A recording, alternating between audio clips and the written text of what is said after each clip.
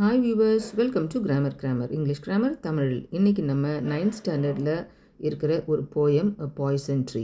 இந்த பாய்சன் ட்ரீயை எழுதின போயட் பேர் வில்லியம் பிளேக்கு. அடுத்தது இந்த பாய்சன் ட்ரீயில் இருக்கக்கூடிய லைன்ஸ் எல்லாமே எப்படி அரேஞ்ச் பண்ணப்பட்டிருக்கு அப்படின்னு பார்த்தோன்னா 4 லைன் ஒரு ஸ்டான்ஸாவாக இருக்குது.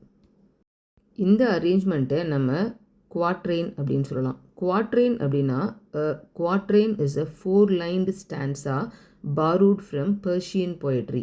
பர்ஷியன் பொயட்ரியிலேருந்து இந்த ஸ்டைல் ஆஃப் போயமை பாரோ வாங்கியிருக்கிறாங்க. அப்போ குவாட்ரெயின் அப்படின்னா அதில் எத்தனை லைன் இருக்கும்னாக்கா ஒவ்வொரு ஸ்டான்ஸாலையும் 4 லைன் இருக்கும். இந்த போயம் ஃபுல்லாகவே ஒவ்வொரு ஸ்டான்ஸாலையும் 4 லைன் தான் இருக்குது. அடுத்தது இந்த போயம் ஃபுல்லாகவே ரைம் ஸ்கீம் எப்படி இருக்குது அப்படின்னு பார்த்தோன்னா ஏஏபிபி பேட்டர்னில் இருக்குது. ரைம் ஸ்கீம்னா உங்களுக்கே தெரியும், ஒவ்வொரு லைனுடைய கடைசி வார்த்தை எந்த சவுண்டில் முடியுது அப்படின்றத பார்த்து ஒரே சவுண்டில் முடியறத ஜோடி ஜோடியாக எழுதுறது.